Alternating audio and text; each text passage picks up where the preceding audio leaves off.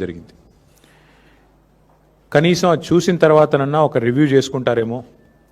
ముఖ్యమంత్రి గారికి డబ్బు సంచుల మీద ఉన్న దృష్టి ఏదైతే ఉన్నదో కనీసం కొద్దిగానన్నా ధాన్యం సంచుల మీద పెడతారేమో, కొద్దిగానన్నా ఎఫర్ట్ పెడతారేమో, ఒక రివ్యూ చేస్తారేమో అని చెప్పి మేము ఆశించినాం.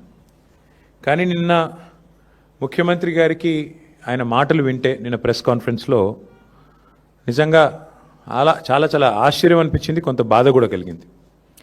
దానికి తోడు మంత్రి గారు, సివిల్ సప్లైస్ మినిస్టర్ గారు చాలా దుర్మార్గంగా, చాలా కిరాతకంగా ఆయన మాట్లాడిన మాట, ఎవరూ చనిపోలేదు, ఎక్కడా చనిపోలేదు. ఇది నా సొంత కవిత్వం కాదు, పత్రికల్లో వచ్చిన వార్తలే నేను చూపెడతా ఉన్నాను. పేర్లతో సహా చెప్పమంటే గౌరవ మంత్రి గారికి నేను చెప్తాను. నజీరుద్దీన్ అనే రైతు, మంత్రి గారి సొంత జిల్లా నల్గొండ జిల్లా నకరేకల్ కాన్స్టిట్యున్సీ, ఉత్తమ్ కుమార్ రెడ్డి గారి సొంత జిల్లాలో నజీరుద్దీన్ అనే రైతు, మొహమ్మద్ నజీరుద్దీన్, ధాన్యం కుప్పల మీద కూలిపోయి నకరేకల్ పట్టణంలో చనిపోయిన పరిస్థితి. ఇది నజీరుద్దీన్ గారు. ఇది వాస్తవం కాదా మంత్రి గారు? ఇక ఒకటి రెండు కాదు, అసలు ధర్నాలు, రైతులు స్వచ్ఛందంగా రోడ్డెక్కి చేస్తున్న ఆందోళనలు అయితే లెక్కలేదు.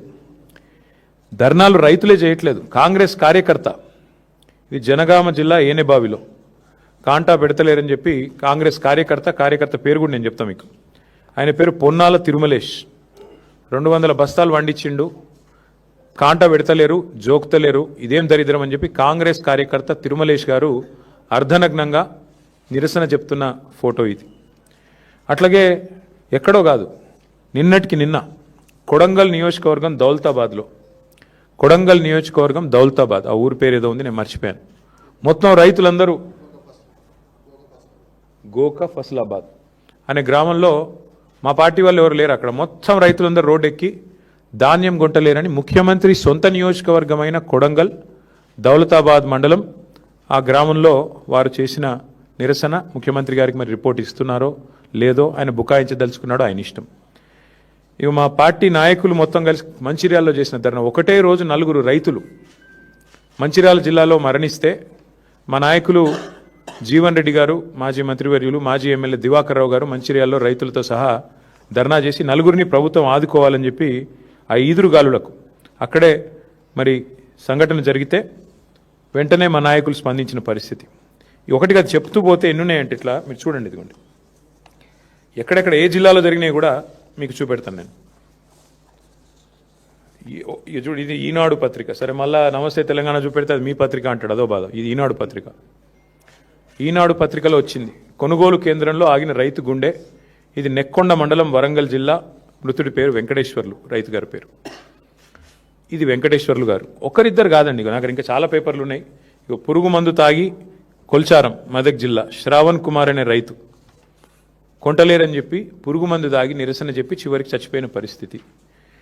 మొత్తంగా చూస్తే ఈరోజు రాష్ట్ర వ్యాప్తంగా ధాన్యం కుప్ప చేస్తూ రైతు కన్నుమూత. 1-2 కాదండి, ఇట్లా ఇప్పటికి కేవలం కొనుగోలు కేంద్రాల్లో చనిపోయిన రైతులు దాదాపు 10 మంది పైనే ఉన్నారు. ఒక్కరూ చనిపోలేదని మంత్రి గారు అంటారు.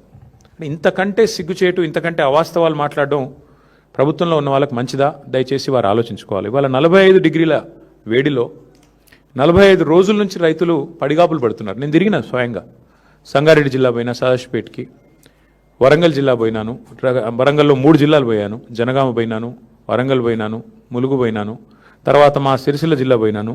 దాదాపు 5-6 జిల్లాలు తిరిగితే ఎక్కడ చూసినా మా నాయకులు అయితే అందరూ ఫీల్డ్లోనే ఉన్నారు, అందరూ ఫీల్డ్ తిరుగుతూ ఉన్నారు, ప్రతి ధాన్యం కొనుగోలు కేంద్రం దగ్గర పోతూ ఉన్నారు. ఎక్కడికక్కడ రైతులు, సార్ గన్నీ బ్యాగ్స్ లేవు సార్, సంచులు లేవు సార్. ఈ రాష్ట్రంలో గన్నీ బ్యాగ్స్ దొరుకుతలేవు, కానీ గన్స్ మాత్రం పుష్కలంగా దొరుకుతున్నాయి. కరీంనగర్లో 5 తుపాకులు పట్టుకొని పోయి పొద్దున 11 గంటలకి తుపాకులతో కాల్పులు జరుగుతున్నాయి. కానీ నిస్సిగ్గుగా ముఖ్యమంత్రి గారు చెప్తున్న మాటలకు కానీ, మంత్రి గారు చెప్తున్న మాటలకు కానీ, చేతలకు కానీ పొంతన లేదు. వాస్తవానికి ఈరోజు కూడా రాష్ట్రంలో ఎక్కడా కూడా 30-35% మించి ధాన్యం కొనుగోలు చేయలేదు. ఇక మీకు పేరు చెప్తే బాగుండదు, కానీ ఒక మాజీ మంత్రి, ఎమ్మెల్యే, కాంగ్రెస్, మొన్న మా నాయకుడికి ఫోన్ చేసి, ఒక నాయకుడు మా ఎమ్మెల్యే గారికి ఫోన్ చేసి, అరే ఏం పెట్టినరా మీరు, ఇది పనిలేని పని, ఈ గవర్నమెంట్ కొనుడు ఏందా నాకు అర్థం కాదు, ధాన్యం మీరు లేని పని పెట్టిన మా కేసీఆర్ గారు, మాకు ఇప్పుడు ఆ ప్రెజర్ అవుతుంది అని చెప్పి మా నాయకుడికి ఇంకో కాంగ్రెస్ నాయకుడు ఫోన్ చేసి నిష్ఠూరం ఆడుతూ ఉన్నాడు. ఇది పరిస్థితి ఈరోజు రాష్ట్రంలో. ముఖ్యమంత్రి గారేమో 80% కొనేసిన అంటాడు, మంత్రి గారేమో 50% కొన్నా అంటాడు. మేము చూసినాం క్షేత్రస్థాయిలో. వాస్తవానికి ఈరోజు ఏ ఒక్క సెంటర్లో కూడా ధాన్యం కొనుగోలు కేంద్రాలు సరిగా పనిచేయడం లేదు. గన్నీ బ్యాగ్స్ ఇస్తలేరు, రైతులే కొనుక్కోవాలి. 28 రూపాయలు, 25 రూపాయలు, 30 రూపాయలు పెట్టి సుతిలు వాళ్ళే కొనుక్కోవాలి. మంచినీళ్ళ సౌలత్ కూడా లేదు. ఇంకా మీదికెళ్ళి వెయిటింగ్ ఛార్జీలు కూడా రైతులే కట్టుకోవాలి. ట్రాక్టర్ లోడ్ చేసుకొని వస్తుండ్రు పాపం. వచ్చినాక ఆడ బయట సెంటర్ బయట నేను నర్సంపేట నా కళ్ళతో నేనే చూసిన, మొత్తం మార్కెట్ యార్డ్ అంతా నిండిపోయి ఉన్నది. మరి ఎట్లా ఇది పరిస్థితి అంటే, వచ్చి వారం రోజులైంది సార్, వెయిటింగ్ ఛార్జీలు కడుతున్నాం, రోజుకు 2000 రూపాయలు కడుతున్నాం, రోజుకు 3000 రూపాయలు కడుతున్నాం, లారీ అయితే ట్రాక్టర్ అయితే 2000 కడుతున్నాం. రైతులు తమ నోటెమ్మడి వాళ్ళు చెప్పిన మాట. ఈ సంక్షోభాన్ని గుర్తించకుండా, ఈ సంక్షోభం గురించి కనీస అవగాహన లేకుండా అబద్ధాలు చెప్పి అధికారంలోకి వచ్చిన రేవంత్ రెడ్డి ఇలా నోటికి వచ్చిన మాటలు మాట్లాడుతూ ఉన్నాడు. పెద్దలు చెప్పారు, ఎద్దేడ్చిన వ్యవసము రైతేడ్చిన రాజ్యం బాగుండదు అని.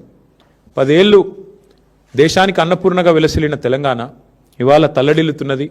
రైతు ఇవాళ కన్నీరు పెడతా ఉన్నాడు. ఇది వాస్తవం ముఖ్యమంత్రి గారు. మేమేదో మిమ్మల్ని విమర్శించడానికి ఇంకోదానికో చెప్పట్లేదు. ఇవాళ రాష్ట్రంలో ప్రణాళిక లేకుండా పోయింది. యూరియా దొరకదు, రైతు బంధు వేయరు, మీరు రుణమాఫీ మొత్తం చెయ్యరు, ఆఖరికి పంట కష్టపడి పండిస్తే మీరు ఇచ్చే అరకొర కరెంటుతోని పంట కొనుగోలు చేయరు. మీ పాలసీ స్పష్టంగా కనబడతా ఉన్నది. ఏంది మీ పాలసీ? మేము కొంటే ధాన్యం 2400 ఇవ్వాలి, వరే మొక్కజొన్న అయితే 3600 ఇవ్వాలి. అట్లా కాకుండా రైతును 4 రోజులు అక్కడే ఏడిపిస్తే పోయి అక్కడ ప్రైవేట్లో అమ్ముకుంటాడు. ఎవరో సేటుకో ఎవరో రైస్ మిల్లానికో అమ్ముకుంటాడు. 1700 1800 సచినోడి పెళ్లికి వచ్చిందే కట్నం అన్నట్టు. ప్రభుత్వం ఎట్లా కొంటలేదు కదా, ఆయన వర్షం కింద పడితే నాశనం అయిపోతుంది పంట, మొలకెత్తితే మళ్ళీ వీళ్ళు కొనరు అని చెప్పి ఇవాళ ఆ పరిస్థితుల్లో రైతు ఉన్నాడు. ఇవాళ ముఖ్యమంత్రి గారు ఇంకా కూడా బుకాయింపులతో, బెదిరింపులతో, హుంకరింపులతో, అబద్ధాలతో నెట్టుకొస్తా అనుకుంటా ఉన్నాడు. మేము ప్రభుత్వంలో ఉన్నప్పుడు ఇదే ముఖ్యమంత్రి గారు తరుగు గురించి బాగా మాట్లాడిండు. ఇంత తీస్తారు, అట్లెట్లా తీస్తారు, ఇట్లెట్లా తీస్తారు. ఇవాళ వాస్తవానికి 6 నుంచి 8 కిలోల తరుగు తీస్తూ ఉన్నారు. ఇది వాస్తవం. ముఖ్యమంత్రి గారిని కాంగ్రెస్ పార్టీ నాయకులు నేను ఒకటే అడుగుతున్నా, ప్లేస్ మీరు డిసైడ్ చేయండి, ఏ ఊరు మీరు డిసైడ్ చేయండి, మేము వస్తాం, మా నాయకులందరం వస్తాం. ఏ సెంటర్ కన్నా పోదాం రాష్ట్రంలో. మీరు కొడంగల్ నియోజకవర్గంలోని ఏ సెంటర్ అయినా మేము రెడీ. ఎక్కడన్నా కూడా మీరు చెప్పినట్టు 80% కొనుగోలు జరిగినాయని మీరు రుజువు చేస్తే ఏ శిక్షకైనా మేము సిద్ధం ముఖ్యమంత్రి గారని నేను విజ్ఞప్తి చేస్తా ఉన్నాను. దయచేసి భేషజానికి పోకండి. అనవసరంగా ఏదో డైలాగులతో, పెద్ద పెద్ద మాటలతో. ఇంకా ఎలక్షన్లు చాలా దూరం ఉన్నాయి, ఇంకా 2.5 ఏళ్ళు ఉంది. ఇప్పటి నుంచే ఎందుకు ప్రతిదానికి రాజకీయం? దయచేసి భేషజానికి పోకుండా, అహంభావానికి పోకుండా, మేము చెప్తున్నాం కదా వీళ్ళెవరు చెప్పడానికని అనవసరపు దీనికి పోకుండా, బ్రోకర్ల పాలవుతున్న ధాన్యాన్ని మధ్య దళారులు ఏదైతే ఇవాళ గవర్నమెంట్ కొంటలేదు కాబట్టి దళారులకు అమ్ముకునే దుస్థితి ఏదైతే రైతులకు వచ్చిందో దీని నుంచి నివారించండి. మా శ్రీనివాస్ గౌడ్ గారు గుర్తు చేస్తూ ఉన్నారు, బోనస్ ఎగ్గొట్టిండు అని. బోనస్ కాదు, ఈ ప్రభుత్వమే పెద్ద బోగస్. ఈ ప్రభుత్వమే పెద్ద బోగసు. వాళ్ళ రైతు డిక్లరేషన్ అంత పెద్ద బోగస్ ఇంకోటి లేనేలేదు. 34 హామీలు ఇచ్చారు రైతు డిక్లరేషన్లో. ఒక్కటన్నా అమలైందా ఈ రాష్ట్రంలో? 4 ఏళ్ల కిందట రాహుల్ గాంధీ గారు వచ్చి వరంగల్లో మీటింగ్ పెడితే అదే రోజు మళ్ళీ మేము మొన్న పెట్టాం రైతు సంగ్రామ సదస్సు అని వరంగల్లో పెట్టినాం. ఆ రోజు అడిగాను నేను, ఎంతసేపు ముఖ్యమంత్రిని తిట్టిండి. నేను ముఖ్యమంత్రిని తిట్టలే, రైతు బంధు వేయకుండా ఉండేందుకు మేము ఏమైనా దివానగాళ్ళమా అన్నాడు ముఖ్యమంత్రి. నేను గదే గుర్తు చేసిన. ఇప్పుడు ఏని దివానగాడేవాడని నేను అడిగిన. నేను ముఖ్యమంత్రి గారు నేనేం తిట్టలే. కేవలం ఆనాడు మేమేమైనా దివానగాళ్ళమా, మాకేమైనా దిమాక్ లేదా అన్నాడు. నేను గదే చెప్పిన. మరి దివానగాళ్ళు ఎవరు, దిమాక్ లేని వాళ్ళు ఎవరు అని అడిగిన. దానికి అసలు విషయం చెప్పకుండా రైతు బంధు ఇప్పుడు 4వ సక్సెస్ఫుల్గా ఎగ్గొట్టారు ఈ ప్రభుత్వం వచ్చాక. అట్లాగే 15,000 ఇస్తామని డైలాగులు కొట్టారు. ఆ ఇచ్చిన ఒక్కసారి 12,000 ఇచ్చినారు. ఇక చెప్తూ పోతే చాలా ఉన్నాయి. విత్తనాలు దొరకవు, యూరియా దొరకదు, షాపులో లేదు కాబట్టి దాచిపెట్టేందుకు యాప్లో అని చెప్పి యాప్ డ్రామాలు. ఇవన్నీ రైతులు చూస్తున్నారు ముఖ్యమంత్రి గారు. మీ హుంకరింపులు, మీ అబద్ధాలు. ఇవాళ లారీలు లేవు, ట్రాన్స్పోర్ట్ చేసేటోడు లేడు, బస్తాలు దించేటోడు లేడు, హమాలి దిక్కులేడు. మీ ప్రభుత్వానికి ప్రణాళిక లేదు. పోనీ కేంద్ర ప్రభుత్వం ఏమన్నా వాళ్ళేమన్నా మంచి చేస్తున్నారంటే మన ప్రధానమంత్రి గారు వచ్చి మన రాష్ట్రానికి వచ్చి హైదరాబాద్లో మీటింగ్ పెట్టి సావు కబురు సల్లగా చెప్పిపోయిండు. రైతులు యూరియా వాడుడు తక్కువ చేయాలి, బంగారం కొనుడు తక్కువ చేయాలి. మరి ఆ పెద్ద మనిషి వచ్చి శుద్ధులు చెప్పిండు. దాన్ని బట్టి అర్థమయ్యేది ఏంటంటే నాకు వచ్చే సీజన్లో కూడా తప్పదు. కాంగ్రెస్ అనే ఈ దరిద్రం ఈ రాష్ట్రంలో ఉన్నంతకాలం రైతులకు ఇక్కట్లు తప్పవు, మళ్ళీ యూరియా దొరకదు. ఆయన కేంద్ర ప్రభుత్వానికి నాయకత్వం వహించే పెద్ద ఆయన మోడీ గారు చెప్తున్నారు. ఇక రాష్ట్రంలో ఉన్న మంత్రులకు, ముఖ్యమంత్రి గారికి డబ్బు సంచుల మీద ఉన్న దృష్టి ధాన్యం సంచుల మీద లేదు, యూరియా సంచుల మీద లేదు. కాబట్టి మరి ముందస్తు ప్రణాళికలు లేవు, ప్లానింగ్ లేదు, ముఖ్యమంత్రికి అసలు సోయే లేదు. గన్నీ బ్యాగులు దొరకవు కానీ గన్లు మాత్రం బాగా దొరుకుతున్నాయి, ఇది మీకు తెలుసు, నేను చెప్పక్కర్లేదు దానికి మించి. చివరికి టార్పాలిన్ కవర్లు కూడా ఆఖరికి ఇప్పుడు వర్షం వచ్చేసింది, దగ్గరకు వచ్చిన టైం, టార్పాలిన్ కవర్లు కూడా ఇచ్చే దిక్కు లేదు ఇవాళ ఆ కేంద్రాలలో. మళ్ళీ రైతులే తెచ్చుకోవాలి, రైతులే కాపాడుకోవాలి. ఆరుగాలం కష్టపడి పండించిన పంటను కాపాడుకోకపోతే ఇవాళ ఈ ప్రభుత్వం అయితే ఏమీ చేయదు అనేది స్పష్టంగా అందరికీ అర్థమైపోయింది. ఇక నేను అనేదల్లా ఒకటే, మీరు భూముల మీద పెట్టే శ్రద్ధ, భూదోపిడీ మీద పెట్టే శ్రద్ధ, భూహారతి ఏదైతే తెచ్చారో ఆ భూహారతి ద్వారా స్వాహా చేస్తున్న కార్యక్రమం వేం నరేందర్ రెడ్డి గారు నిన్నగాక మొన్న మా సోదరుడు మన్నే క్రిషాంక్ బయటపెట్టినాడు. ఎట్లా కే సముద్రం మండలంలో అసైన్డ్ పట్టాలను రాయించుకున్నాడు, భూహారతి ద్వారా ఎట్లా స్వాహా చేసినాడు మా సోదరుడు బయటపెట్టాడు. నిన్న శంషాబాద్లో ఎంఆర్ఓ గారి కార్యాలయం మీద ఏసీబీ రైడ్ అయితే అక్కడ కూడా జరిగిన భూదోపిడి, ముఖ్యమంత్రి గారి అనుచరుడు 90 ఎకరాల సీలింగ్ భూమిని ఎంఆర్ఓ స్థాయిలో, కలెక్టర్ స్థాయిలోనే ఉత్తర్వులు ఇచ్చేసి, ఉత్తర్వులు కూడా ఉన్నాయి, కావాలంటే మీకు ఇస్తాను. దోపిడీ ఎట్లా చేశారు, 1000 కోట్ల విలువైన భూమిని నిన్ననే ఏసీబీ రైడ్లో దొరికినారు. వీటి మీద ముఖ్యమంత్రి గారి దగ్గర సమాధానం ఉండదు. వాటి మీద ఉన్న శ్రద్ధ, వాటి మీద ఉన్న ఆసక్తి, భూ కొనుగోళ్లు, భూ దందాల మీద ఉన్న శ్రద్ధ, భూమిని నమ్ముకున్న రైతు మీద నీకు లేదు. ఇది వాస్తవం. ఉంటే పరిస్థితి ఇట్లా ఉండదు. అందుకే నేననేది ఉత్తమ్ కుమార్ రెడ్డి గారిని, రేవంత్ రెడ్డి గారిని ఇద్దరు కలిసి తప్పుదోవ పట్టించాలని చూస్తున్నారు. వాస్తవానికి కొనుగోళ్లు ఈ రోజు వరకు రాష్ట్రంలో ఎక్కడా కూడా 30-35% దాటలేదు. చివరికి రైతులు విసిగి వేసారిపోయి ప్రైవేట్లు అమ్ముకోవాలన్నదే మీ కుట్ర, మీ ఉద్దేశం అదే స్పష్టంగా మాకు కనబడుతున్నది. మొత్తం కలిపి 1,51,00,000 మెట్రిక్ టన్నులు పండింది ఈరోజు రాష్ట్రంలో. మీరు కొన్నది ఎంత అండి ఇప్పటివరకు? లెక్కలు బయట పెట్టండి. ఎందుకు అబద్ధాలు చెప్తారు తెల్లారి లేస్తే? మేము తిరిగి చూస్తూ ఉన్నాం, మేమేం ఊరికే చెప్పట్లేదు. మేము మళ్ళీ డిమాండ్ చేస్తూ ఉన్నా, రేపు క్యాబినెట్ మీటింగ్ ఉన్నది, ముఖ్యమంత్రి గారిని నేను డిమాండ్ చేస్తూ ఉన్నా. ఈ 10 మంది రైతులే కాదు, ఈ ప్రభుత్వం వచ్చినాక 1000 మంది రైతులు చనిపోయారు ఇప్పటి వరకు. ఆ 1000 మంది రైతులకు కూడా మీ ప్రభుత్వమే వాటిని ప్రభుత్వ హత్యలుగానే గుర్తించి తప్పకుండా వారందరికీ కూడా 25 లక్షల రూపాయల చొప్పున చెల్లించాలని చెప్పి కూడా ఎక్స్గ్రేషియా మేము డిమాండ్ చేస్తూ ఉన్నాం.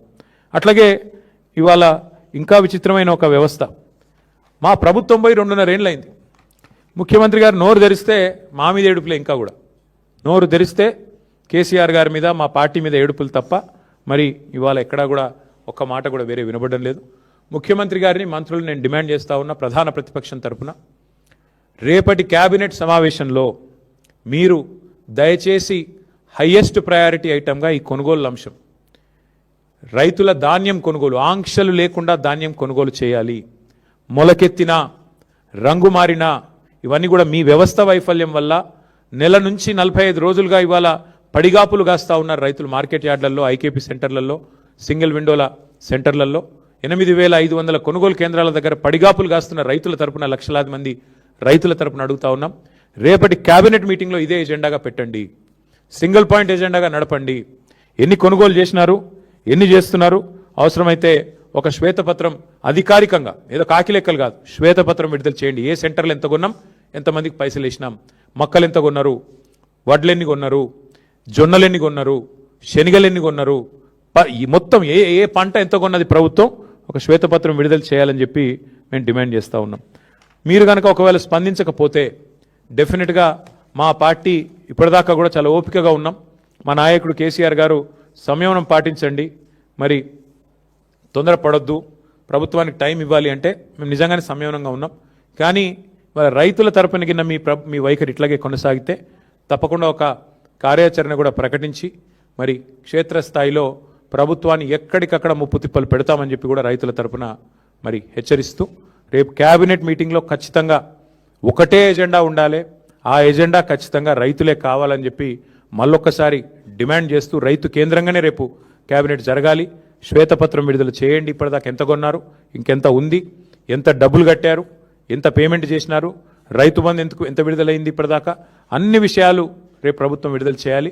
లేకపోతే తప్పకుండా వారిని నిలదీస్తూనే ఉంటాం, ప్రశ్నిస్తూనే ఉంటామని చెప్పి కూడా తెలియజేస్తూ మీ అందరికి కూడా ధన్యవాదాలు.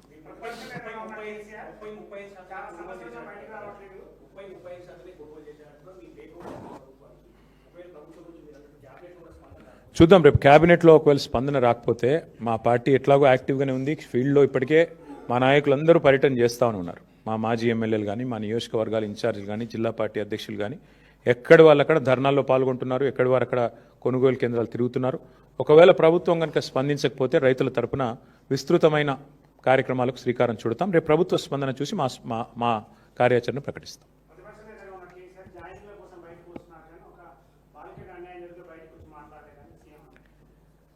ఇవాళ ప్రభుత్వంలో ఉన్నది కాంగ్రెస్ పార్టీ, కేంద్రంలో అధికారంలో ఉన్నది భారతీయ జనతా పార్టీ.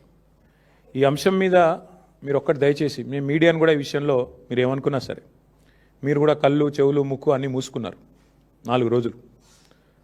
అసలు ఒక స్క్రోలింగ్ కూడా వేయలేదు మీడియా. సిగ్గుపడాలి తెలుగు మీడియా. జాతీయ మీడియాలో వచ్చేదాకా తెలుగు మీడియా కనీసం సోయి కూడా లేదు. ఇంత సీరియస్ వైఖరి మీద, ఇంత సీరియస్ విషయం మీద అసలు ముఖ్యమంత్రి, కేంద్ర మంత్రి తోడు దొంగల మాదిరిగా ఇద్దరు తోడు దొంగలే. ఒక మైనర్ బాలిక మీద అఘాయిత్యం జరిగితే ఈ రాష్ట్రంలో కంప్లైంట్ తీసుకోవడానికి పోలీసులు నిరాకరించారు. ఎవడండి ఈ రాష్ట్ర హోంమంత్రి? ముఖ్యమంత్రి గారు కాదా? ఆ అమ్మాయిని సతాయించి, తల్లిదండ్రులను సతాయించి 6 గంటలు పోలీస్ స్టేషన్లో కూర్చోబెట్టి వేధించి చివరికి కౌంటర్ కేసు పెట్టించారు. ఎవరు పెట్టించారండి ఈ రాష్ట్రంలో? వాస్తవం ఏంటి అసలు? ఆ మైనర్ బాలిక, ఆమె మీద జరిగిన అఘాయిత్యానికి సంబంధించి వాళ్ళ తల్లిదండ్రులకు చెప్పి బోరుమని ఏడిస్తే నిందితుని పట్టుకోవాల్సింది పోయి 9 రోజులు రాచమర్యాదలు చేసి కాపాడిన వెధవ ఎవడు? నేను అడుగుతా ఉన్నా ఈరోజు. ఎవరా వెధవ? ఇద్దరిలో తెలియదా ప్రజలకి? సిగ్గుపడాలా ముఖ్యమంత్రి? ఏమంటాడు మీ డీజీపీ? ఆయనకి ఏమైనా ఉందా తలకాయ అసలు? ప్రైమ్ మినిస్టర్ బందోబస్తులో బిజీగా ఉన్నాం అందుకే కేసు పెట్టలేదా? ప్రైమ్ మినిస్టర్ బందోబస్తు వచ్చినప్పుడు మొత్తం నేరస్తులందరికీ హాలిడే ఇస్తారా? 3 రోజులుగా సంపుకొనరబోయ్ అని చెప్పి మొత్తం రేవంత్ రెడ్డి గారు చెంచల్ కూడా బ్యాచ్మేట్స్ అందరికీ చెలరేగమని చెప్తారా? ఏం చెప్తున్నా నాకు అర్థం కాదు. సిగ్గుందా అసలు ప్రభుత్వానికి? మేము 10 రోజులు మౌనంగా ఉన్నాం. ఎక్కడ ఒక అమ్మాయి విషయం కదా, సెన్సిటివ్ విషయం కదా అని మౌనంగా ఉన్నాం. ఇవాళ ముఖ్యమంత్రి మాట్లాడిన మాటలతో నోరు విప్పక తప్పని పరిస్థితుల్లో నేను మాట్లాడుతూ ఉన్నా. అసలు మెదడు ఉందా ఆయనకి? లేదా వడదెబ్బకి ఏమైనా చిన్న మెదడు కూడా చితికిపోయిందా? ఏం మాట్లాడుతున్నాడు ఆయన? నాకు అర్థం కాదు. ఏదో మా బావమ్మరి దీంట్లో దొరికినాయి అంటాడు. పెట్టు కేసు, ఎవడొద్దన్నాడు ఆయన నిన్ను? ఏం దొరికినాయి? నీ ఎక్సైజ్ సూపరింటెండెంట్ చెప్పింది కదా, అందులో ఏం దొరకలే, ఏం లేదురా నాయన అని. నువ్వేమైనా ప్లాంట్ చేయబోయినట్టున్నావు, మీ వాళ్ళకి చెప్పేది ఆడ ఇరికీయమని చెప్పినట్టున్నావు. అది ఇరికేయలేకపోయినా నేనేం చేస్తా దానికి? నేనేమంటున్నా అంటే ఇంత చిల్లర రాజకీయం మంచిది కాదు. 9 రోజులు ఒక పాక్సో నిందితుని దేశంలో ఎక్కడైనా వదిలిపెట్టినరా?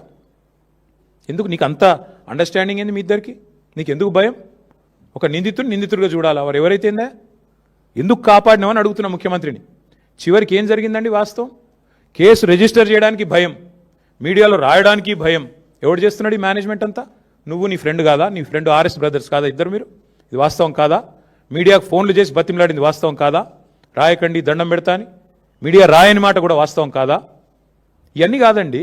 9 రోజులు ఒక నిందితుడిని దాచిపెడితే ఇంకొక సామాన్యుడైతే ఊకుంటారా పోలీసులు? వాళ్ళ తల్లిని తండ్రిని తీసుకొచ్చి పోలీస్ స్టేషన్లో కూర్చోబెట్టారు. అంటే ఇక్కడ కేంద్ర మంత్రి కాబట్టి స్పెషల్ ఎక్సెప్షనా? అంటే నువ్వు రేపు చేయి, మర్డర్ చేయి, ఏమైనా చేయి, కేంద్ర మంత్రి కొడుకైతే మేము ముట్టుకోమనా? రేవంత్ రెడ్డి ఉన్నాడు మా దోస్తు కాబట్టి కాపాడుకుంటామనా? చివరికి దిక్కులేక నేను హైకోర్టుకు సల్యూట్ చేస్తున్నా. బెయిల్ కోసం ప్రయత్నం చేసిండ్రు మీరు, అది రాకపోతే సచ్చినట్టు నువ్వు అరెస్ట్ అంటావు, ఆయన లొంగుబాటు అంటాడు. ఇద్దరు డ్రామాలు, తోడు దొంగలు. సిగ్గులేదు ఇంకా మాట్లాడడానికి. ఆ అమ్మాయి కాదు, ఇవాళ రాష్ట్రంలోని అమ్మాయిలందరూ, మహిళలందరూ మీ మొహం మీద ఉమ్ముతున్నారు. సిగ్గులేదు ఈ ప్రభుత్వానికి అని. ఎందుకండి అంత మొహమాటం? అరే జరిగింది ఏంది? నువ్వు మాట్లాడేది ఏంది? నీకు మెదడుందా? హైట్ ఒకటే తక్కువ అనుకున్నా, బుర్ర కూడా తక్కువనే రేవంత్ రెడ్డికి. ఇంత అన్యాయమా? ఒక అమ్మాయికి అన్యాయం జరిగితే ఆ అమ్మాయి వివరాలు బయటపెట్టిన విధవలు ఎవరు బయటపెట్టు. ఇప్పుడు 15 మంది మీద కేసు అయింది పేట్ బషీరాబాద్లో. ఎవరా విధవలు? బీజేపీ వాళ్ళు. అమ్మాయి హనీ ట్రాప్ అని రాసిన విధవలు ఎవరు మీడియాలో? నేను అడుగుతున్నా, ఎవరా విధవ మీడియా? ఏది హనీ ట్రాప్ అని చెప్పి మనీ ట్రాప్లో పడ్డ మీడియా ఎవరు? వాళ్ళని అడుగుతున్నా నేను. సిగ్గుందా మీకు అసలు? ఇజ్జతుందా? ఇంకా మాట్లాడుతున్నాడు ముఖ్యమంత్రి, కేంద్ర హోంశాఖ సహాయ మంత్రి. ఈయననేమో నేను పంపించిన నా కొడుకుని ఈయనంటాడు. ఆయన చేసిన ఘనకార్యానికి ఫస్ట్ పోలీసులు బరబర గుంజుకపోవాలి. నీవు దాచిపెట్టిన 9 రోజులు ఆ కుటుంబాన్ని బెదిరించినావు నువ్వు. నిన్ను కేసులో పెట్టాలి, సిగ్గుంటే రాజీనామా చేయాలి. ఇంకా మీదికెళ్ళి ఏదో చాలా ఇద్దరు శుద్ధ పూసల్లాగా, సత్యసంధుల్లాగా, సత్య హరిశ్చంద్రుడు కజిన్ బ్రదర్స్ లాగా ఏదో యాక్టింగ్లు, మళ్ళీ మీదికెళ్ళి దానికి ప్రమోషన్లు. ఏం మాట్లాడుతున్నారు అసలు? ఒక రాష్ట్ర ముఖ్యమంత్రి, మీరు హోంమంత్రి. ఏం మాట్లాడుతున్నావు నువ్వు అసలు? ఏం చేసేది ఉండే? చాలా సెన్సిటివ్గా హ్యాండిల్ చేసినావు. ఏంది సెన్సిటివ్గా హ్యాండిల్ చేసేది? ఎవడైతే పాక్సో నిందితుడు లోపల వేయాలి. మిగతా వాళ్ళకి ఇదే ట్రీట్మెంట్ ఉందా? 25 ఏళ్ళ జైలు శిక్ష పడుతుంది మిగతా పాక్సో క్రిమినల్స్ అందరికీ. 31 ఏళ్ళ జైలు శిక్ష పడ్డది ఒక ఆయనకి. మరి ఇవాళ ఇక్కడ ఒక్క దగ్గరనే స్పెషల్ ట్రీట్మెంట్ ఎందుకు భయపడుతున్నావు? మోడీ చెప్పిండా చెవులేమన్నా? ఎందుకు భయపడుతున్నావు? ఇంకా సిగ్గు లేకుండా నిన్న పనికిమాలిన మాటలు, పనికిమాలిన ఉపన్యాసాలు. నేను ఒకటే అడుగుతా ఉన్నా రేవంత్ రెడ్డిని, 9 రోజులు ఆ నిందితును కాపాడిన వెధవ ఎవడు? నువ్వా కేంద్ర మంత్రి? చెప్పు. 9 రోజులు ఎక్కడ దాచిపెట్టారు? మీ పోలీసులు అంత పనికి మాలినలో అయిపోయినరా? రేవంత్ రెడ్డి రాగానే దొరుకుతలేరా మీకు? కరీంనగర్లో తుపాకులు పట్టుకొని పొద్దున పూట కాలిస్తే వాళ్ళని పట్టుకోవడానికి 15 రోజులు పడుతుంది నీకు. ఎంత దారుణం అండి. రాష్ట్రంలో శాంతి భద్రతలు ఈ స్థాయిలో ఉన్నాయి. నేను ఇంకొక మాట అడుగుతున్నా, బాధగా అడుగుతున్నా బ్రదర్. మొన్నటి ఎపిసోడ్ చూసిన తర్వాత ఈ రాష్ట్రంలో ఎవరన్నా షికాయత్ చేయడానికి ముందుకు వస్తారా బాలికలు? అంటే ఎవడైనా అవతలోడు పలుకుబడినోడైతే మనం పట్టుకోలేము, ప్రభుత్వాలు కలిసిపోతాయి. వల్ల నేను మా నాయకుడు ఆర్ఎస్ ప్రవీణ్ కుమార్ గారికి నేను హృదయపూర్వకంగా అభినందనలు చెప్తా ఉన్నాను. మా పార్టీ జనరల్ సెక్రటరీ, మాజీ ఐపీఎస్, అద్భుతంగా పోరాటం చేసిండు ఆయన. సెక్షన్లతో సహా ఏది ఎప్పుడు ఏంటి ఎట్లా పెట్టాలి మీడియాను ఎప్పటికప్పుడు అప్రమత్తం చేస్తూ ప్రజలకు చెబుతూ మా పార్టీ తరపున ఆ బాలికకు న్యాయం జరగాలని పోరాడింది మా ఆర్ఎస్ ప్రవీణ్ కుమార్ గారు. నేను ఆయనను కూడా పట్టుకొని మాట్లాడతాడు. ఆర్ఎస్ ప్రవీణ్ జడ్జా? ఆర్ఎస్ ప్రవీణ్ జడ్జి కాదు, కానీ భవిష్యత్తులో తప్పకుండా నీకు పాఠాలు చెప్పే రోజు వస్తుంది. అది కూడా చెప్తున్నా నేను. వస్తుంది, ఆ రోజు కూడా వస్తుంది, ఎక్కువ రోజులు ఏం లేదు. ఎందుకంటే నాకు ఆశ్చర్యంగా ఉంది వాళ్ళ రాష్ట్రంలో పరిస్థితి చూస్తుంటే. రేవంత్ రెడ్డి గారు అంటే కూర్చొని పోలీసు ఉన్నతాధికారులతో సమావేశం పెట్టి దొంగలను ఎట్లా పట్టుకోవాలో చెప్తున్నాడట. నిన్ను పట్టుకున్నది వాళ్ళేనాయనా, మర్చిపోకు. దొంగలను ఎట్లా పట్టుకోవాలో పోలీసులకు బాగా తెలుసు. నీలాంటి దొంగల దగ్గర నేర్చుకోవాల్సిన అవసరం లేదు. నిన్ను పట్టుకున్నది వల వేసి ఉచ్చుబన్ని అందరు అక్కడ కూర్చున్న వాళ్ళు నవ్వుకుంటా ఉండింటారు కామెడీగా, వీడు చెప్తున్నాడు ఏంద్రా మాకు అని. దొరికినోడు వీడు కూడా చెప్పేటోడు అయిపోయిందా అని. కాబట్టి ఈ ఎటకారాలు డ్రామాలు ఆపేసి ధాన్యం కొనుగోలు మీద దృష్టి పెట్టు. ఆ నిందితుడికి మేము గనక నోరు విప్పకపోతే ఆ బాలిక తరపున ఇవాళ అమ్మాయికి న్యాయం జరిగేది కాదు. ఇది వాస్తవం. హైకోర్టుకు నేను హృదయపూర్వకంగా ఆ అమ్మాయి తరపున, లక్షలాది మంది బాలికల తరపున ఈ రాష్ట్రంలో నేను సల్యూట్ చేస్తా ఉన్నాను. ఎందుకంటే మీరు సరైన నిర్ణయం తీసుకోవడం వల్ల విధి లేక ఇద్దరు తోడు దొంగలకి ఆ పిల్లగాన్ని తీసుకొచ్చి అప్పజెప్పాల్సి వచ్చింది వ్యవస్థకి, న్యాయ వ్యవస్థకి. లేకపోతే వీళ్ళు న్యాయం జరిగేది కాదు. మీడియా మౌనం, కేంద్ర మంత్రులు మౌనం, కేంద్ర ప్రభుత్వం మౌనం, రాష్ట్ర ప్రభుత్వం మౌనం. ఇన్ని వ్యవస్థలు ఒకటైతే కూడా చివరికి న్యాయ వ్యవస్థ వల్ల ఇలా అమ్మాయికి న్యాయం జరిగింది ఫైనల్గా. ఇంతకంటే ఎక్కువ నేను ఆ విషయంలో మేమేం రాజకీయం చేయలేదు, చేయబోము. కానీ ఎవరికి అన్యాయం జరిగినా మేము పోరాటం చేశాము 2.5 ఏళ్లలో. అది లగచర్లలో కావచ్చు, వెలుగుమట్లలో కావచ్చు, లేదా మా మహబూబ్ నగర్లో జరిగిన కూల్చివేతలు కావచ్చు, హైడ్రా విక్టిమ్స్ కావచ్చు, మూసీ బాధితులు కావచ్చు. మేమే కొట్లాడింది ఈ రాష్ట్రంలో. మళ్ళీ ఇప్పుడు రైతులకు అన్యాయం జరుగుతుంటే కూడా పోరాటం చేసేది మేమే, వారికి అండగా నిలబడేది మేమే. ఆ విధవలు ఎవరైతే బయట పెట్టారో, హనీ ట్రాప్ అని వేసిన విధవలు ఎవరైతే ఉన్నారో వాళ్ళని బయట పెట్టండి, వాళ్ళ మీద కేసులు పెట్టండి, లోపల నూకండి. అందులో బీఆర్ఎస్ఎల్ ఎవరన్నా ఉంటే ముఖ్యమంత్రి నేను సవాల్ చేస్తున్నా, బయటపెట్టు. నువ్వే కదా హోంమంత్రివి, చెప్పు, బయటపెట్టు.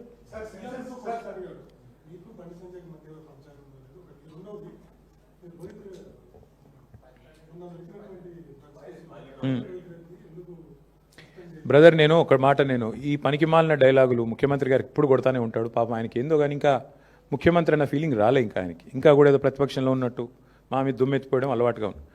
అసెంబ్లీ సమావేశాలప్పుడు వాళ్ళ పీసీసీ ప్రెసిడెంట్ అన్నాడు, డ్రగ్ టెస్టులు పెట్టండి అన్నాడు. పెట్టరాబోయ్ అని నేనన్నా. మరి ఎందుకు వెనకపోయిందా ప్రభుత్వం? డ్రగ్స్ బిగ్జు పెట్టు, టెస్టులు పెట్టు మీ ఎంపీలకు. ఎంతమంది దొరుకుతారో నేను చెప్తా, పేర్లు చెప్తే బాగుండదు. పెట్టు. ఏం మాట్లాడుతున్నాడు ముఖ్యమంత్రి? ఒక చిన్న స్కూల్ పోరగాడు మాట్లాడినట్టు. అప్పుడప్పుడన్నా కొద్దిగా ముఖ్యమంత్రిలా హుందాగా మాట్లాడు. ఎప్పుడో సస్పెండ్ చేసినాం రోహిత్ రెడ్డిని, మీకు తెలియదా? షోకాజ్ నోటీస్ ఇచ్చినాం, సస్పెండ్ చేసినాం. ఇక ముఖ్యమంత్రి ఆయనకు తెలియకపోతే నేనేం చేస్తా దానికి? ఇంకోటి మాట్లాడితే నా బావమరి దీంట్లో డ్రగ్స్ దొరికినాయి అంటాడు. నువ్వు ముఖ్యమంత్రివా లేకపోతే దారిన పోయే దానేవా? నా బావమరి దీంట్లో ఏం దొరికిందా? ఏది పడితే అది మాట్లాడచ్చు. ఎన్నిసార్లు చెప్తావు సేమ్ అబద్ధం? సిగ్గుందా? వీడి పద్ధతేనా అసలు ఇట్లా మాట్లాడడం? మేము మాట్లాడలేమా? మాట్లాడాలంటే నాకు చాలా ఉంది ముఖ్యమంత్రి గారి గురించి మెటీరియల్, కానీ కొన్ని సభ్యత హద్దులు కూడా ఉంటాయి కొన్నిటికి. ఏది పడుతుంది మాట్లాడడం కదా.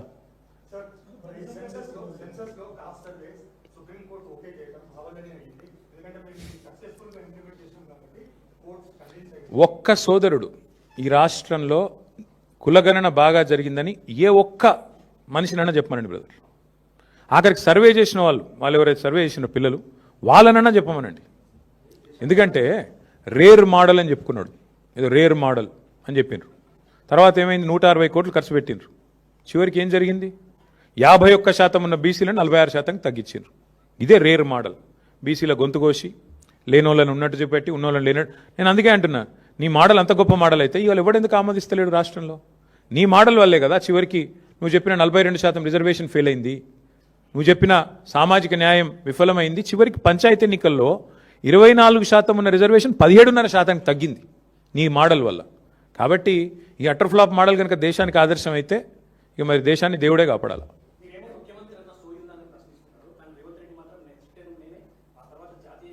బ్రదర్, చిన్నప్పుడు నేను టీవీ చూస్తాను, బాగా చిన్నగా ఉన్నప్పుడు స్కూల్లో ఉన్నప్పుడు సీరియల్ వచ్చేది, ముంగేరి లాల్కే హసీన్ సప్నే అని. అట్లా చాలామంది చాలా కలర్ కనొచ్చు. బ్రదర్ ఇగో ఇంకోటి కూడా చెప్తున్నా, ఈ రాష్ట్రంలో రేవంత్ రెడ్డి ముఖం చూసి ఎవరు ఓటు వేయలేదు. ఆయన ముఖ్యమంత్రి కావాలని ఓటు వేయలే ఎవరు.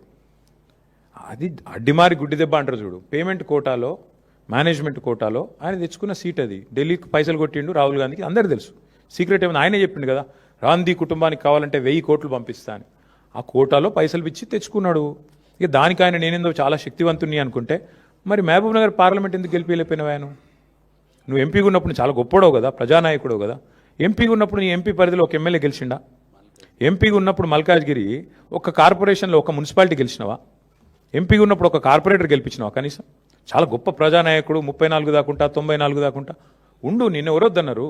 నీ పార్టీకి నువ్వు అడ్డగోలు పైసలు ఇస్తున్నావు. ఎక్కడ ఈ దేశంలో ఎలక్షన్ జరిగినా ఫండింగ్ తెలంగాణకి వెళ్ళిపోతుందని చెప్పి ఇవాళ మొత్తం దేశం అంతా కూడా తెలుసు. ఇక మీ బీజేపీ మిత్రులు నేను పట్టుకోరు, ఎందుకంటే వాళ్ళకు నీకు అట్లాంటి మంచి ఫెవికాల్ బంధం ఉంది. ఆర్ఎస్ బ్రదర్స్ మిగతా వాళ్ళంతా కలిసికట్టుగా నడుస్తున్నారు కాబట్టి మీకు ఆ బంధం ఉంది, మాకు అభ్యంతరం లేదు. అల్టిమేట్గా రేవంత్ రెడ్డి గారైనా ఇంకోరైనా కళలు ఎన్నైనా కనొచ్చు. కలాం గారు చెప్పారు కదా, కళలు కనండి, కథలు చెప్పకండి. కళలు కనండి ముఖ్యమంత్రి గారు, కథలు చెప్పకండి. ఎందుకంటే అది మంచిది కాదు. ఇన్ని కథలు చెప్పి అధికారంలోకి వచ్చినావు. పిట్ట కథలు, లొట్ట కథలు, ఎన్ని కథలు చెప్పిండే ఆయన. పెట్రోల్ డీజిల్ మీద కేసీఆర్ గారు 32 రూపాయలు తీసుకుంటాను లీటర్ అని చెప్పిండు. మరి నీకేం రోగం పుట్టింది? తగ్గి. ఇప్పుడు వద్దన్నా నేను, మేము వద్దంటున్నావా? తగ్గి. ఎన్ని కథలు చెప్పినావు ఇసంటి నువ్వు, పిట్ట కథలు, లొట్ట కథలు. ఇక పిట్ట కథలు, లొట్ట కథలు టైం అయిపోయింది.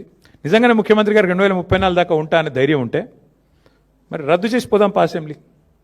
చలో రద్దు చేయి, ఎన్నికలకు పోదాం, ప్రజలు తీర్పిస్తారు. నీకు నిజంగా అంత కాన్ఫిడెన్స్ ఉంటే, ప్రజల్లో అద్భుతమైన పరిపాలన ఉందని, రద్దు చేయి, పోదాం. మేము రాజీనామా చేస్తాం, మీరు కూడా రాజీనామా చేయండి. బీజేపీ వాళ్ళు చేసినా చెప్పినా ఆటోమేటిక్గా డిజాల్వ్ అయిపోతుంది. ఒకవేళ సీఎం గారు రెడీగా ఉంటే మేమందరం మా పార్టీ వాళ్ళు 27 మంది రాజీనామా చేస్తాం, నువ్వు రెడీ అంటే. నువ్వు రాజీనామా చెప్పి మీ వాళ్ళతో, మా పార్టీలోకి వెళ్ళి తీసుకుపోయిన దొంగలను కూడా రాజీనామా చెప్పి, 9 మంది ఉన్నారు కానీ నీతోని చెప్పి, లెటస్ గో, చూసుకుందాం. పోనీ అది కూడా అంత ధైర్యం ఎట్లాగో రేవంత్ రెడ్డికి లేదు నాకు తెలుసు. నేనేడన్నా అది తప్పించుకుంటాడు. పోనీ మా దాంట్లోకి వెళ్ళి తీసుకుపోయిన దొంగలన్నా రాజీనామా చెప్పి 9 మంది, అదైనా చూద్దాంపా. ఇంత ప్రజానాయకుడివి కదా నువ్వు, చెయ్యి, వెల్కమ్. చెప్పేటోళ్ళు చెప్తారు, దానికి ఏముంది బ్రదర్. ఎవరో ఫ్యూచర్ లేని నాయకుడు, ఆయన ఏదో మాట్లాడతాడు. రేవంత్ రెడ్డి లాంటి ఫ్యూచర్ లేని నాయకుడు. ఫ్యూచర్ సిటీ ఏం సిటీ ఆయనకు అర్థం కాదు. ఫార్మా సిటీ అది. Land acquisition was conditional. Land acquisition యాక్ట్లోనే it was a conditional land acquisition. Clear కట్గా ఏం చెప్పాము, ఇది ఫార్మా సిటీ కోసం సేకరిస్తున్న భూమి అని సేకరించాము. సేకరించిన తర్వాత 14,000 ఎకరాలకు గాను కేంద్ర ప్రభుత్వ పర్యావరణ శాఖ దగ్గర ఎన్వైరన్మెంటల్ క్లియరెన్స్ తెచ్చాము. ఏం చెప్పి తెచ్చాము, అక్కడ న్యాచురల్ గ్యాసే వాడతాము, అక్కడ మీకు కార్బన్ ఎమిషన్స్ కానీ ఇంకోటి కానీ లేకుండా చూసుకుంటాము, పొల్యూషన్ కన్సర్న్స్ ఉండవు, ఇవన్నీ చెప్పి ఎన్వైరన్మెంటల్ క్లియరెన్స్ తెచ్చాము మా ప్రభుత్వంలో. ఇప్పుడు దీన్ని వచ్చి ఈయన రియల్ ఎస్టేట్ వ్యాపారం చేస్తున్నాడు. హరీష్ రావు గారు కరెక్ట్గా చెప్పారు. అది ఫార్మా సిటీ కోసం సేకరించిన భూమి, వేరే వాటికి వినియోగించడానికి వీల్లేదు. మీరు వెధవ పనులు చేసి ఇంకేదో చేస్తా అనుకుంటే కుదరదు అని చెప్పారు. తప్పే ఉంది అందులో, కరెక్ట్గా చెప్పారు.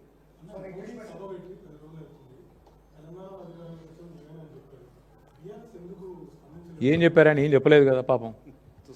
ఏం చెప్పారు ఆయన? బంగారం కొనొద్దన్నాడు. మేము బంగారం కొనే బ్యాచ్ కాదు, మాకు ఏం చెప్తాం ఆయనకు. సరే ఆయన ఏం చెప్పాడు, ఏదో పెట్రోల్ డీజిల్ తక్కువ వాడమన్నాడు. ఇక ఆయననేమో విదేశాలు తిరుగుతాడు, మనం తక్కువ వాడమన్నాడు, ప్రైవేట్ జెట్ వేసుకొని ఆయన తిరుగుతాడు. ఇక ఇంకేదేదో చెప్పిండు, ఒక 3-4 ముచ్చట్లు. ఏమంటారు, కలిసే ఉన్నారు. కలిసి వచ్చుడు ఏంది బ్రదర్? వాళ్ళిద్దరు ఎప్పటి నుంచో కలిసి ఉన్నారు. ఇప్పుడు నేను అడుగుతున్నా బ్రదర్, వాళ్ళు కలిసి లేని, కొత్తగా కలిసేది ఏముంది రేవంత్ రెడ్డి బీజేపీతోని? కలిసే ఉన్నారు కదా. ఆర్ఆర్ ట్యాక్స్ అని ప్రధానమంత్రి గారు ఏప్రిల్ 2024లో ఇక్కడ బహిరంగ సభ పెట్టి చెప్పారు. ఆర్ఆర్ ట్యాక్స్ వసూలు అవుతుంది అన్నారు. 2 ఏళ్ళు అయిపోయింది. ఇప్పుడు ఆ మనిషిని మళ్ళీ నాతో రా అంటున్నాడు. దాని అర్థమైంది అంటే 2 ఏళ్ళు నువ్వు వసూలు చేస్తున్నాయని నాకు తెలుసు, నువ్వు చేసే దొంగ పనులన్నీ నాకు తెలుసు, కానీ నాతో కలిసి వస్తే అన్నీ మాఫ్ అవుతాయి. వాషింగ్ మెషిన్, వాషింగ్ పౌడరా ఇది అంటారు చూడు, వాషింగ్ పౌడర్ నిర్మాణం ఏదో వాషింగ్ మెషిన్, అట్లా నేను చూసుకుంటా బిడ్డ నువ్వు రా అని అడిగాడు. కొత్తగా వచ్చేదేముంది చూడరాదు, ఎన్ని ఎగ్జాంపుల్స్ ఉన్నాయి, 100 ఉన్నాయి. హైదరాబాద్ సెంట్రల్ యూనివర్సిటీలో 10,000 కోట్ల కుంభకోణం జరిగిందని నేను చెప్పడం కాదు, సుప్రీంకోర్టు అపాయింట్ చేసిన సెంట్రల్ ఎంపవర్డ్ కమిటీ చెప్పింది. ఎవరికి? నాకు చెప్పలా, కేంద్ర ప్రభుత్వానికి నివేదించింది. మీరు యాక్షన్ తీసుకోండి అని చెప్పింది. ఎందుకు తీసుకోవట్లేదు మోడీ గారు? ఎందుకు ఇంత దయ రేవంత్ రెడ్డి గారి మీద? కలిసి లేకపోతే ఇదంతా ఎందుకు జరుగుతుంది? పొంగులేటి శ్రీనివాసరెడ్డి గారి ఇంటి మీదే ఈడీ రైడ్ అవుతుంది. 2 మెషిన్లు పోతాయి, నోట్లు కౌంట్ చేసే మెషిన్లు 2 పోతాయి. ఇప్పుడు అయిపోయి కూడా 18 నెలలు అయిపోయింది రైడ్ అయ్యి. ఈడీ నోరు విప్పదు, మంత్రి గారు నోరు విప్పరు, పలుకే బంగారం అయింది. దీని అర్థమైంది, దీని భావం ఏంది? ఇద్దరు కలిసి లేకపోతే అమిత్ షా గారు వచ్చి తెలంగాణ ఏటీఎంగా మారిపోయింది ఏఐసీసీకి అంటాడు, కానీ ఏం యాక్షన్ ఉండదు. దొంగలు పట్టుకోవాల్సిన హోంమంత్రి అలాగే ఇక్కడ చూస్తున్నారు కదా మీరు. ముఖ్యమంత్రి గారి బావమరిదికేమో కేంద్ర ప్రభుత్వ స్కీమ్లో కాంట్రాక్టులు వస్తాయి, కేంద్రంలో ఉండే బీజేపీ ఎంపీలకు రాష్ట్రంలో కాంట్రాక్టులు వస్తాయి. ఇది ఎన్నడూ చూడలేదు తెలంగాణలో, ఫస్ట్ టైం చూస్తున్నాం. దీని అర్థం ఏంది? ఎంత సుదృఢమైన బంధం ఇద్దరిది. కొత్తగా కలిసేదేముంది, ఇద్దరు కలిసే ఉన్నారు, తోడు దొంగలు పక్క, అందులో అనుమానం కూడా అక్కర్లేదు మీకు. ఇప్పుడు అంతెందుకండి, ఇప్పుడు బండి సంజయ్ గారి కొడుకు ఎపిసోడు, దీన్ని బట్టి ఏమర్థమైంది రాష్ట్ర ప్రజలకి? ఇద్దరు తోడు దొంగలు, 2 పార్టీలు కలిసికట్టుగానే నడుపుతున్నాయి, కలిసికట్టుగానే వ్యవస్థల్ని శాసిస్తున్నారు. ఇది వాస్తవం. అవతల వాడు గొంతు లేనివాడు వాళ్ళకి మేము అండగా నిలబడకపోతే ఇవాళ అమ్మాయికి అన్యాయమే జరిగేది. ఇది వాస్తవం. ఇటు మీడియా మాట్లాడదు, అటు కేంద్ర ప్రభుత్వం మాట్లాడదు, రాష్ట్ర ప్రభుత్వం మాట్లాడదు. నేరస్తులను షీల్డ్ చేశారు, 9 రోజులు దాచిపెట్టారు. నేను అది పొద్దున వచ్చేటప్పుడు వీడియో చూసిన. ఆ 9 రోజులు ఆ పిల్లగాడు ఎక్కడ దాక్కున్నాడట అంటే ముఖ్యమంత్రి గారి బంధువులు ఎవరిదో హాస్పిటల్ ఉందట, మెడికవరో ఏదో, అందులో దాచిపెట్టి 28 అంతస్తులు అని చెప్తున్నారు. ముఖ్యమంత్రి గారు సమీప బంధువులు, దగ్గర బంధువులు హాస్పిటల్లో దాచిపెట్టారంట. ఇది పరిస్థితి. నేను ఏదో వీడియో చూశాను, వాస్తవం ఏందో మీరు చెప్పాలి. మీడియా పరిశోధనాత్మక జర్నలిజం చేసేది మీరు కాబట్టి మీరు చెప్పాలి, మాకేం తెలుసు. భయ్యా మా మీద ఎన్ని కేసులు పెట్టారు ఇప్పటికీ? అన్నీ ఎదుర్కొంటాం, మాకేం భయం. నేను ఒకటి చెప్తా ఉన్నా బ్రదర్, నేను పారిపోయేటోని కాదు, తండ్రి పేరు దాచుకునేటోని కాదు, కొడుకు పేరుకు నాకు సంబంధం లేదని చెప్పుకునేటోని అంతకంటే కాదు. దయచేసి కొడుకు పేరు నా పేరు జత చేసి రాయకండి అని గ్యాగ్ ఆర్డర్లు తెచ్చుకునే బాపత కాదు. మా నాన్న పేరు కేసీఆర్, నా కొడుకు పేరు హిమాంశు, నా పేరు కేటీఆర్. నాకు ఆ ధైర్యం ఉంది. ఏ కేసు పెట్టు ఏమన్నా పెట్టుకుని ఎదుర్కొంటా. అన్నీ ఉన్నాయి కాబట్టే, మేము అంత నిజాయితీగా ఉన్నాం కాబట్టే దేనికి భయపడమని చెప్తున్నాం. అవు కరెక్టే. ఎప్పుడు 9 రోజులు దాచిపెట్టి గోరుముద్దలు తినిపించి ఇంట్లో పెట్టుకొని బెయిల్కి అప్లై చేసి యాంటిసిపేటరీ బెయిల్కు కోర్టు వద్దంటే ఇంటర్మ్ రిలీఫ్ కూడా ఇయ్యా అంటే ఇక బాగుండదేమో అని అప్పుడు దిక్కులేక 9 రోజులు. నేను స్ట్రైట్గా అడుగుతున్న రాములు గారు, ఈ రాష్ట్రంలో ఇంకొక సామాన్యుడు ఎవరికైనా వాళ్ళ కొడుకు ఈ పని చేసి ఉంటే రేవంత్ రెడ్డి గారి పోలీసులు వాళ్ళ తండ్రిని విడిచిపెడుదురా? 9 రోజులు దాచిపెడితే తీసుకుపోయి కోదండం ఎక్కిపోదురు? ఎక్కడున్నాడు చెప్పు నీ కొడుకునని? వాస్తవం కాదా ఇది? మరి సామాన్యుడికి ఒక నీతి రేవంత్ రెడ్డి గారి ప్రభుత్వంలో, కేంద్ర మంత్రి గారికి ఒక నీతి ఎట్లుంటుంది? నీకేం ఆబ్లిగేషన్? ఆయన బీజేపీ అయినా నువ్వు కాంగ్రెస్ అయినా పేరుకి ఇద్దరు శత్రువులు. మరి ఎందుకు ఈ రహస్య స్నేహం ఏంది? ఎందుకు కాపాడుతున్నావు నేరస్తులను? నేరస్తులు ఎవరైనా ఓకే కదా, ఒకటే కదా, ఎందుకు కాపాడినారు మరి 9 రోజుల పాటు? చివరికి దిక్కులేక కోర్టులో రిలీఫ్ లేకపోతే, కోర్టు ద్వారా మీరేదో ప్రయత్నం చేసి చివరికి కోర్టులో రిలీఫ్ రాకపోతే ప్రజల ఒత్తిడి పెరిగి ప్రజా సంఘాలు పేట్ బషీరాబాద్ పోలీస్ స్టేషన్ ముంగట ధర్నాలు చేసే పరిస్థితి వస్తే, మా మహిళా సోదరిమణులు మొత్తం పోయి అంబేద్కర్ కాడ పోయి ధర్నా చేస్తే దిగిరాక తప్పని ఒక అనివార్య పరిస్థితి 2 పార్టీల బొండిగా పట్టుకుంటే అప్పుడు బీజేపీ కాంగ్రెస్ దిగి రాక తప్పని అనివార్య పరిస్థితుల్లో సరెండర్ అయిందా అరెస్ట్ అయిందా నాకు తెలియదు, వాళ్ళిద్దరు తెలుసుకోవాలి. అది మాకు బండి సంజయ్ గారితో మాకేం వ్యక్తిగత పంచాయతీ లేదండి, నాకు ఆయనతో ఎప్పుడూ లేదు. కలిస్తే ఎప్పుడైనా ఎదురుగా మాట్లాడినాను తప్ప నేను ఎప్పుడూ అగౌరవంతో వ్యవహారం చేయలేదు. ఆయనే పనికిమాలిన మాటలు మాట్లాడిండు, ఆయననే మా తల్లిదండ్రులను ఉద్దేశించి అగౌరవంగా మాట్లాడిండు. నేను అయినా కూడా మాట తూలలేదు, ఈరోజు కూడా తూలట్లేదు. నేరస్తుడు ఎవరైనా నేరస్తుడు అనేది మా సిద్ధాంతం, అంతకంటే ఏం లేదు. అంటే అందరూ అనుకుంటున్నారేమో కాంగ్రెస్ కంటే కాక్రోచ్ బెటర్ అనుకుంటారేమో, నాకేం తెలుసు. ప్రధాన ప్రతిపక్షం దేశంలో ఫెయిల్ అయింది కాబట్టి కాంగ్రెస్ కంటే కాక్రోచ్ బెటర్ అనుకుంటారు ఏందో మరి, కావచ్చు. क्या बोलो, फिर बाद में नहीं पूछेंगे ना आप? अरे अलग अलग कहाँ करोगे यार, बहुत लोग हैं वहाँ पे. ठीक है, थैंक यू. आड़ा చేద్దాం.